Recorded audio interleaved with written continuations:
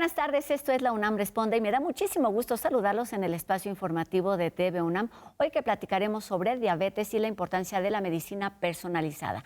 Además, les platicaremos todos los detalles de la nueva convocatoria para formar parte de la nueva generación de periodistas de Corriente Alterna. Nuestro Golfo de México nos lleva hasta Tamaulipas para conocer la historia y las características de Ciudad Madero. Esto y mucho más durante los próximos minutos. Quédense con nosotros, comenzamos.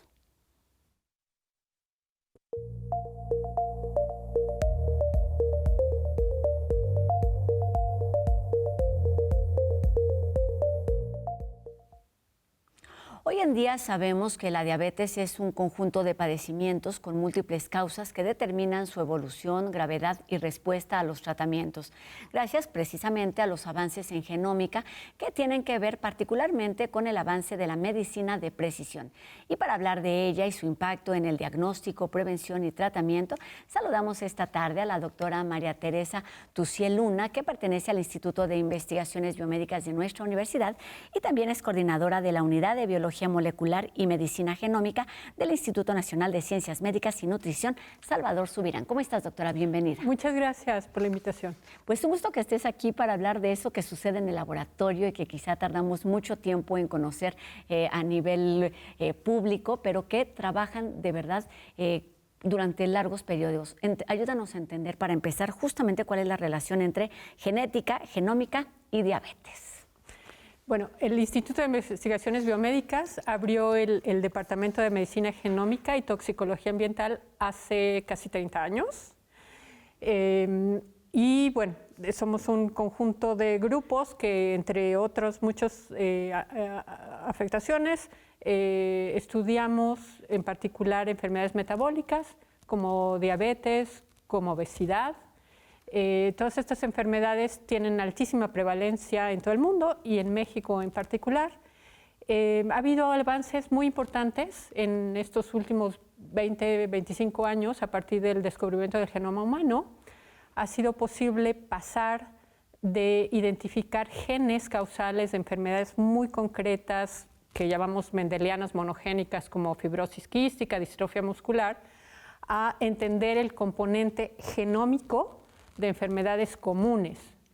¿Por qué? Porque las enfermedades comunes, a diferencia de las monogénicas, participan cientos o miles de genes, cada uno con un efecto pequeñito que en suma dan este riesgo, aunado también al riesgo de la exposición a distintos factores ambientales.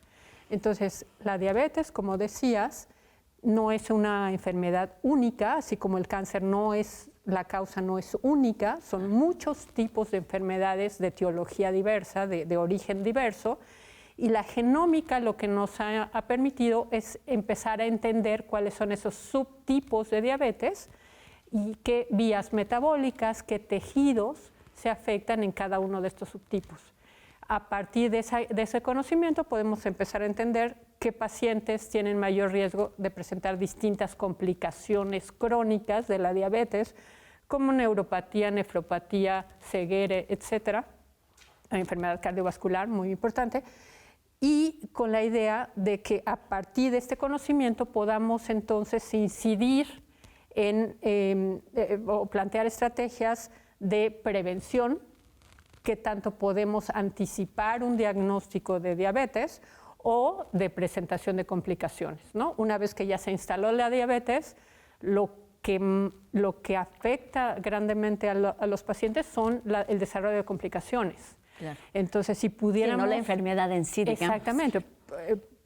Entonces, si pudiéramos hacer prevención de complicaciones o retrasar ese desarrollo de complicaciones décadas, eso tendría un impacto muy importante, ¿no? Tanto en la salud pública como en la calidad de vida, en la productividad de los sujetos que la padecen. En esto que nos explicas, que es muy interesante, que tiene que ver con este montón de factores que pueden ocasionar, determinar y pues eso, determinar, digamos, la condición de las personas.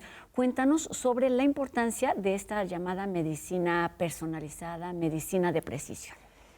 Ya decíamos que la diabetes no es una enfermedad, es un conjunto de enfermedades. Entonces, en la medida que nosotros podamos identificar los mecanismos que originan la diabetes en cada individuo, va a ser posible dirigir mejor el tratamiento. Claro. Ahora, actualmente, cuando se presenta en la clínica un paciente con diabetes, prácticamente todos inician con metformina, ¿no? Y menor dosis, mayor dosis, hasta que se ajusta. Eso no quiere, o sea, ¿qué estamos haciendo? Estamos tratando a todos los pacientes de manera semejante. Y esperamos, ¿no?, que el control de la glucosa corrija todo lo demás, independientemente de los mecanismos que estén actuando. Entonces, la idea de esto de medicina personalizada es entender si un paciente tiene diabetes por una alteración primariamente en el hígado o primariamente en el tejido adiposo o primariamente en la célula beta pancreática productora de insulina. Generalmente son mecanismos combinados, pero habrá uno de estos mecanismos que es más prevalente, que es más importante en cada paciente. Entonces no será lo mismo. Y que es diferente en cada uno. Que es diferente. Y entonces poder estudiar si el paciente que tiene deficiencia de insulina muy grave desde el inicio, sabemos algunas cosas, por ejemplo, que se presenta en individuos de menor edad, ¿no?, que son individuos que no necesariamente son obesos, es decir, creemos que la obesidad está relacionada al incremento al sobrepeso de la obesidad, pero en México particularmente hay formas muy frecuentes de diabetes de inicio temprano, antes de los 40 años, que no necesariamente se relacionan a obesidad. Es decir, que aunque el individuo sea delgado, la diabetes va a presentarse y va a progresar muy rápido y va a presentar complicaciones muy graves, ¿no?, como insuficiencia renal crónica. Entonces, el entender estas diferencias nos va a permitir ajustar el medicamento. Habrá hipoglucemiantes que sean mejores para algunos individuos que otros. Habrá algunos medicamentos que puedan prevenir la aparición de algún tipo de complicaciones, pero esto lo tenemos que disecar, porque todavía hoy tratamos a todos los pacientes igual, hasta esperamos su evolución y su control y tal, pero muchas veces los tratamientos son muy semejantes independientemente de las causas. Todo esto tendría que ver con el origen de saber qué es lo que está ocasionando esta diabetes. Cuéntanos sobre estos factores que son, como ya nos decías, pueden ser tanto genéticos como ambientales. Justo, la diabetes, como decíamos, se desarrolla por el conjunto de alteraciones genéticas que ocurren en diversos genes. Y estos genes pueden expresarse o pueden estar funcionando en distintos órganos y tejidos. ¿Cómo afecta el factor ambiental? Pues sabemos, y de eso se habla muy poco, ¿por qué en la generación de nuestros padres o nuestros abuelos la diabetes se diagnosticaba a los 60, 70 años? Claro. Y ahora se diagnostica a los 40 o incluso antes. ¿Por qué? Pues porque hay factores del ambiente. ¿Cuáles son esos factores del ambiente? Pues los obvios, algunas veces, alto consumo de grasas, alto consumo de bebidas azucaradas, sedentarismo, estrés, pero hay otros de los que no hablamos como contaminantes ambientales, ¿no? Arsénico, cadmio, plomo, estos están en el ambiente y están en cantidades mucho mayores de lo que estaban hace 20 o 30 años. Por eso, ahora vemos esta anticipación en el tiempo. ¿Esto se sabe gracias, digamos, a los avances que se tienen en esta llamada medicina de precisión o no tienen nada que ver, doctor? No, sí, absolutamente. Una vez que entendemos qué genes son y qué tipo de alteraciones en esos genes están ocurriendo, sabemos si la alteración se da en el hígado, en el tejido adiposo, incluso en el músculo, en fin, en una combinación. Entonces, estos mecanismos son los que después podemos vincular a la exposición a distintos factores ambientales. Si no supiéramos qué genes y qué mecanismos son, reaccionan, digamos, a cada cosa. Claro, no podríamos hacer esa correlación con factores ambientales. Y entonces, ¿qué es lo que se necesitaría para poder realizar, digamos, este diagnóstico oportuno? E incluso se habla de poder identificar que eres propenso a desarrollar la enfermedad antes de que haya algunas señales latentes, ¿cierto? La diabetes es una enfermedad fascinante y hay muchas enfermedades con estas características en donde realmente hay un gradiente, en donde hay individuos que pueden representar entre el 5 y el 10%, que en México podrían ser entre 2 y 3 millones de individuos con diabetes, cuya diabetes es el resultado de la mutación en un gen. Un gen en un solo gen. Okay. Y esas formas monogénicas de diabetes no es que sea un solo gen, sino que en cada familia es un gen, pero hay distintos subtipos. Llevamos 17, 18 distintos subtipos monogénicos de diabetes. En estos pacientes, una vez que los identifiquemos y sepamos cuál de esos 17 distintos genes puede ser el responsable, podemos analizar a su familia y podemos incluso en recién nacidos determinar si son portadores o no de esa alteración genética. Okay. Eso corresponde entre el 5 y el 10% de los casos. El 95% no serán formas monogénicas, serán formas poligénicas, donde están jugando cientos a miles de genes. El diagnóstico y la medicina de precisión ya es una realidad en estas formas monogénicas. Okay. Hay pacientes con mutaciones en genes particulares que responden mejor a un subtipo específico de hipoglucemiante, y entonces lo que hay que hacer es justamente identificar a todos los individuos de esas familias que tienen mutaciones en este gen en particular y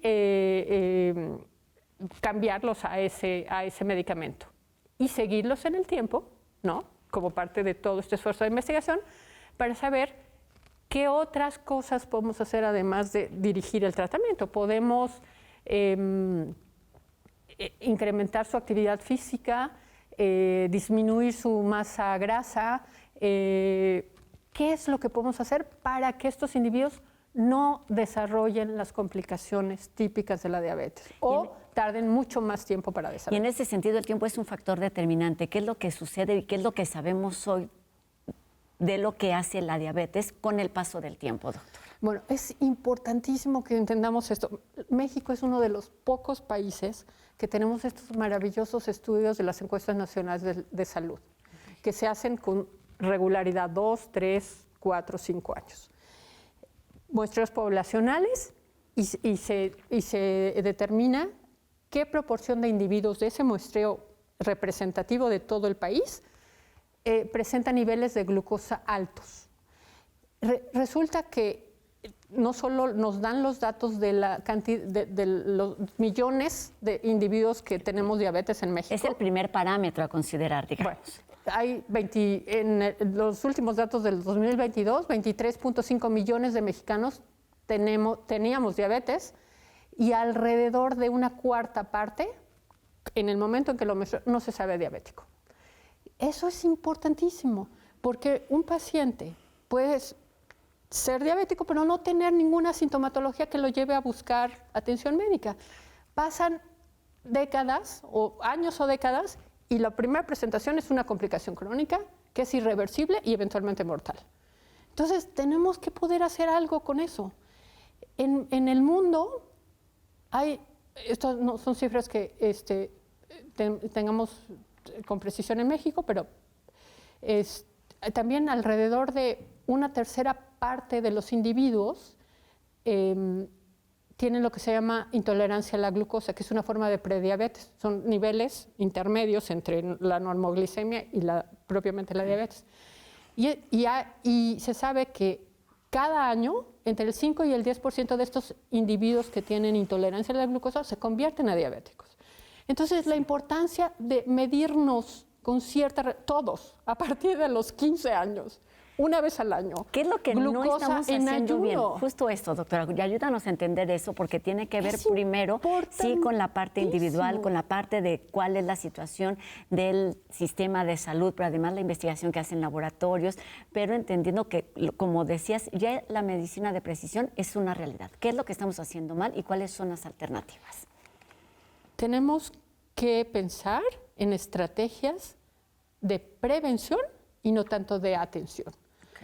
los sistemas de salud están rebasados, ¿no?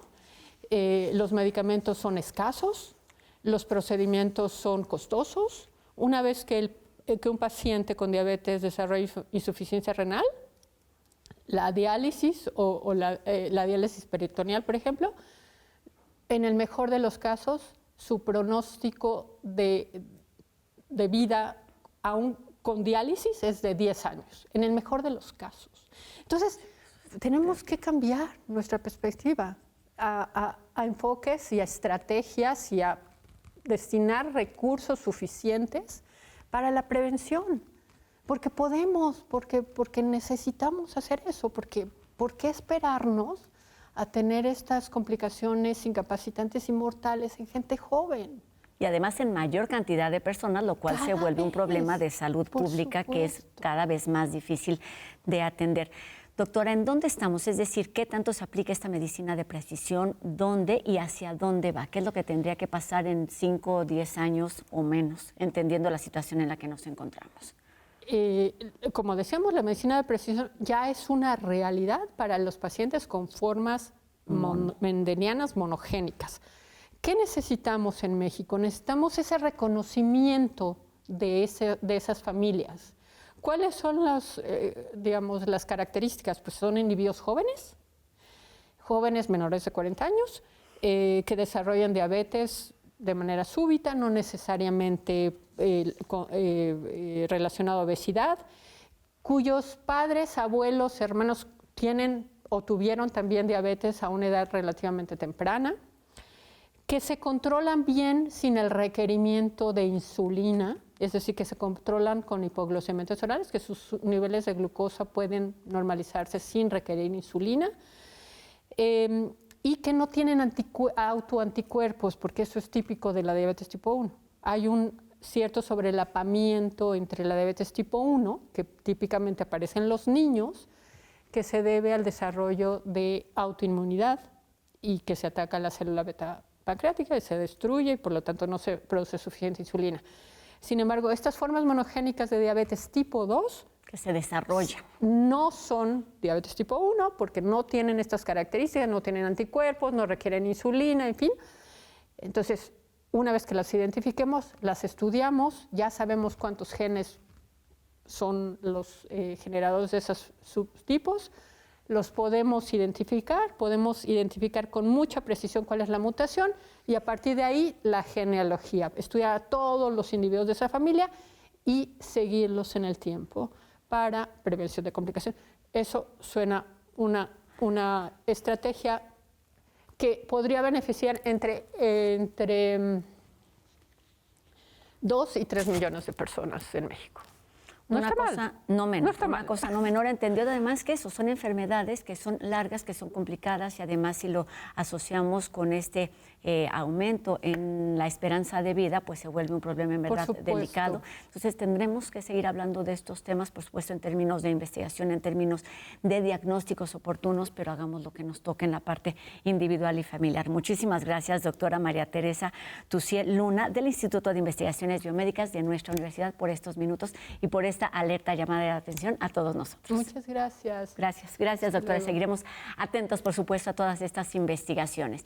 Y cambiamos de tema. Les decía que la Unidad de Investigaciones Periodísticas de Cultura UNAM abre la convocatoria para integrar a la 7ª generación de su programa de formación, que está dirigido a estudiantes de licenciatura y posgrado de nuestra universidad que estén interesados en el periodismo de investigación.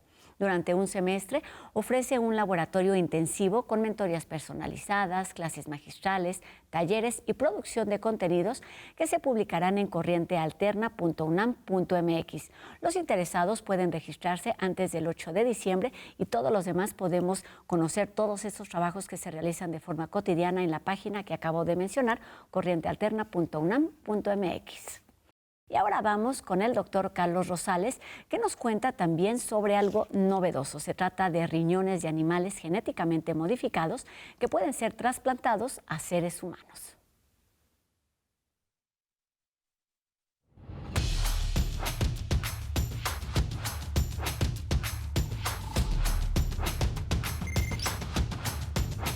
Gracias, Rosa. Muy buenas tardes.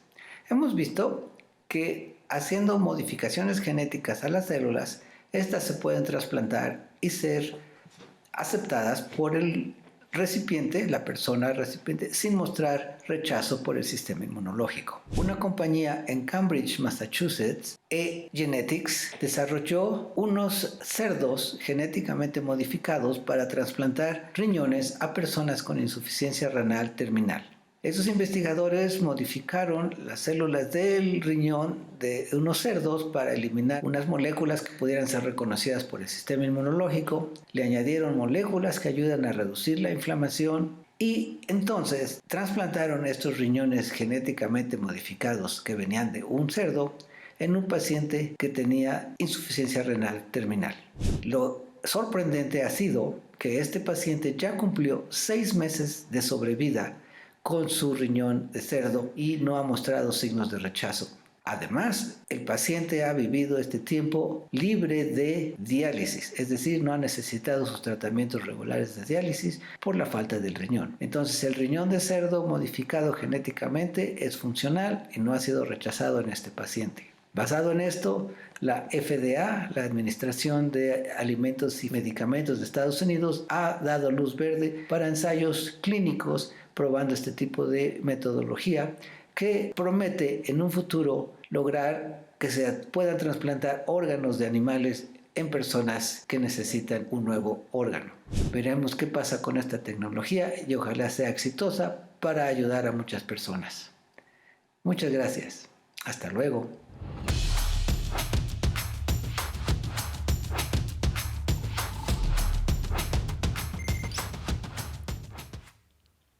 Noticias que en verdad nos sorprenden. Y ahora vamos con nuestro Golfo de México, que nos cuenta sobre la historia de Villa Cecilia, que 100 años después conocemos como Ciudad Madero, allá en Tamaulipas.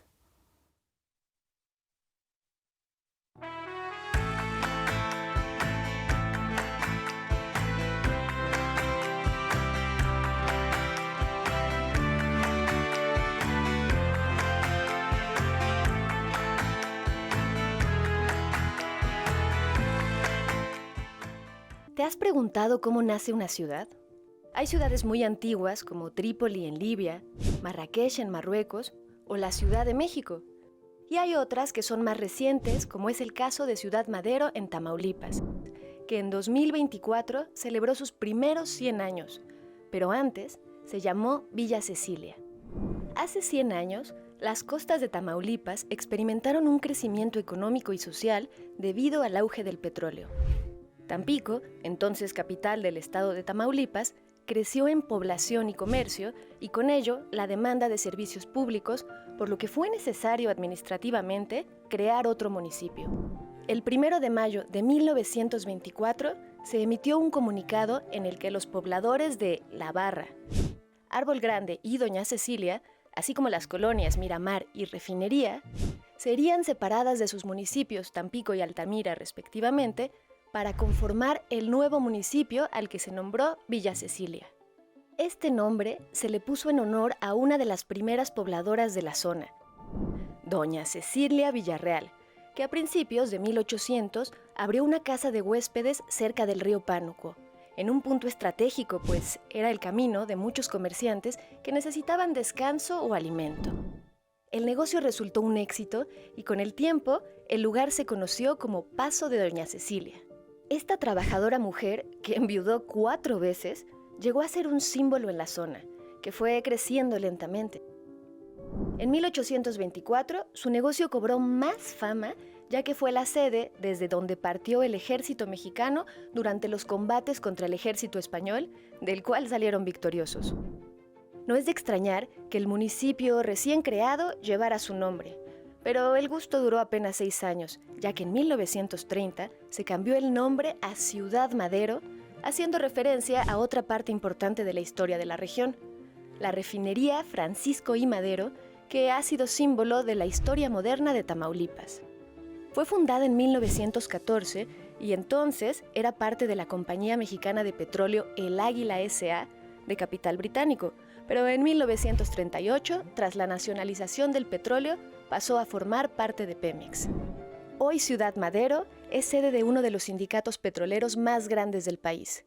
tiene una población mayor a los 205,000 habitantes y resguarda la historia y cultura de una de las ciudades que han crecido gracias a nuestro Golfo de México.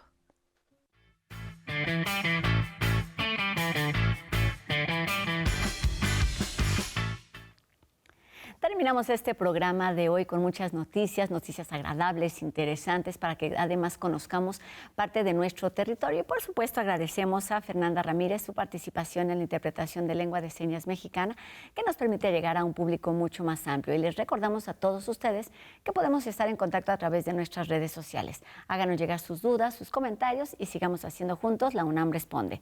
Que tengan una excelente semana y recuerden encontrarnos aquí mañana a 2:30 de la tarde, por supuesto, en TV UNAM. Adiós.